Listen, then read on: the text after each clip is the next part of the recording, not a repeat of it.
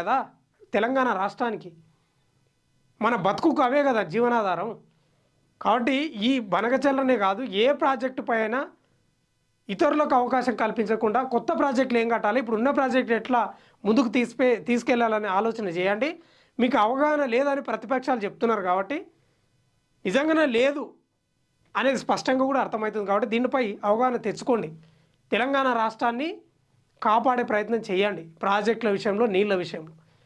ఇవి ఇవాల్టి morning news. చూస్తూనే ఉండండి DD9 వార్త.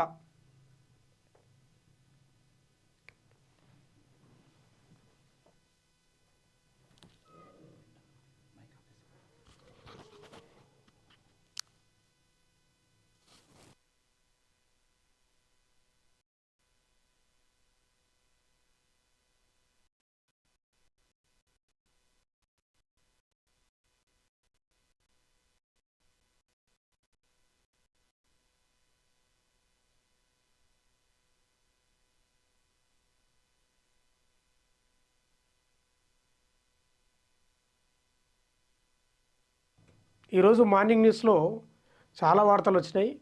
తెలంగాణలో క్యాబినెట్ భేటీ కూడా జరిగే అవకాశాలు కనిపిస్తున్నాయి. ఈరోజు బీసీ రిజర్వేషన్ బిల్లుపై ప్రధానంగా చర్చ నడిచే అవకాశం ఉంది. అటు పార్లమెంటులో పహల్గం ఉగ్రదాడిపై చర్చ, ఆపరేషన్ సింధూర్పై చర్చ ఈ రోజు నుంచి ప్రారంభమవుతుంది. మరి సభ ఎట్లా జరుగుతుందో చూడాల్సిన పరిస్థితి ఉంది. మరి సజావుగా సాగుతుందా లేకపోతే నిరవాధిక వాయిదాలు పడతాయనేది మాత్రం చూడాలి. తెలంగాణలో మాత్రం బీసీ రిజర్వేషన్లపై ఈరోజు క్యాబినెట్ జరుగుతుంది. ఎందుకంటే ముసాయిదా బిల్లు గవర్నర్ దగ్గరనే ఉంది, ఎక్కడ అది కదలలేని పరిస్థితి ఉంది. కాబట్టి ఏం నిర్ణయం తీసుకుంటారు, స్థానిక సంస్థల ఎన్నికల్లో రిజర్వేషన్లు ఎట్లా కల్పిస్తారు, పార్టీ పరంగా ఏం ఆలోచన చేస్తారు. అటు బీఆర్ఎస్ ఏమో 50% పైగా ఇస్తామేమని అంటుంది స్థానిక సంస్థల ఎన్నికల్లో. అటు హైకోర్టు గడువు విధించింది, స్థానిక సంస్థల రిజర్వేషన్లు తేల్చాలే చెప్పాలని గడువు విధించిన డేట్ కూడా అయిపోయింది. వీటన్నింటిపై మాట్లాడుకుందాం.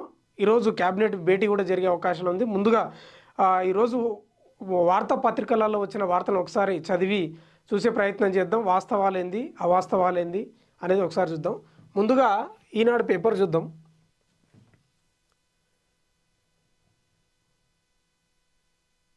ఆపరేషన్పై సింధూర్పై సమరం, నేటి నుంచి పార్లమెంటులో చర్చ, వాద ప్రతివాదాలకు సిద్ధంగా ఉభయ సభలు. ఈరోజు నుంచి అంటే నరేంద్ర మోడీ ఈరోజు సభలకు హాజరవుతాడు.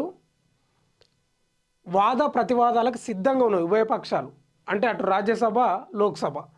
అంటే ఆపరేషన్ సింధూర్పై అంటే ప్రధానంగా విపక్షాలు ఏం ఆరోపణ చేసినాయి ఇంతకుముందు కంటే, ట్రంప్ చెప్తే నరేంద్ర మోడీ ఆపడమేంది యుద్ధము అనేది విపక్షాలు బలంగా ఆరోపణలు చేసినాయి. ఆ ఆరోపణల మీద నరేంద్ర మోడీ క్లారిటీ ఇవ్వాల్సిన అవసరం అయితే ఉంది. ఎందుకంటే దేశ భద్రతకు సంబంధించి ఓవైపు పిట్టల్ని కాల్చినట్లు కాల్చిండ్రు పాకిస్తాన్ ఉగ్రవాదులు. మరి భీకర యుద్ధం జరుగుతున్న క్రమంలో ఒకానొక దశలో పాకిస్తాన్ తుడిచిపెట్టుకుపోయే స్థితికి తెచ్చిన భారతదేశ సైన్యము ఎందుకు సడన్గా యుద్ధం ఆపాల్సి వచ్చింది? అంటే ట్రంప్ చెప్తే యుద్ధం ఆపాల్సిన పరిస్థితిలా మనం ఉన్నామా? ఏంది దాని వెనుక ఉన్న మతలబ్ ఏంది అనేది విపక్షాలు అడిగే అవకాశం ఉంది. నరేంద్ర మోడీ గారు దానికి సమాధానం చెప్పే అవకాశాలు ఉన్నాయి. మరి ఏం చెప్తాడో వేచి చూడాల్సిన అవసరం అయితే ఉంది.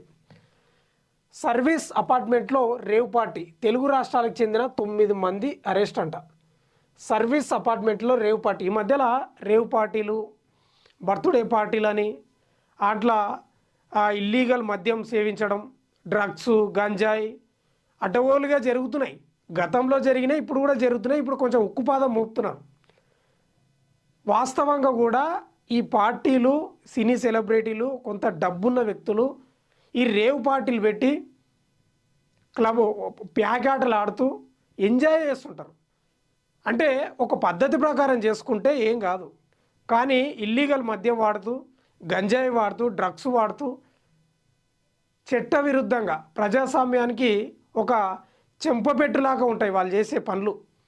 దానిపై కూడా ప్రభుత్వం కఠినంగా వ్యవహరిస్తుంది, ఇంకా వ్యవహరించాలి. ఇక్కడ సర్వీస్ అపార్ట్మెంట్లో రేవ్ పార్టీ అంట. తెలుగు రాష్ట్రాలకు చెందిన 9 మంది అరెస్ట్ అంట.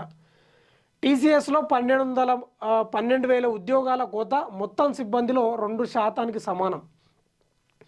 రైట్. ఇక్కడ ఇంకో వార్త చూసుకుంటే మనము అతివేగమే హరిస్తుంది.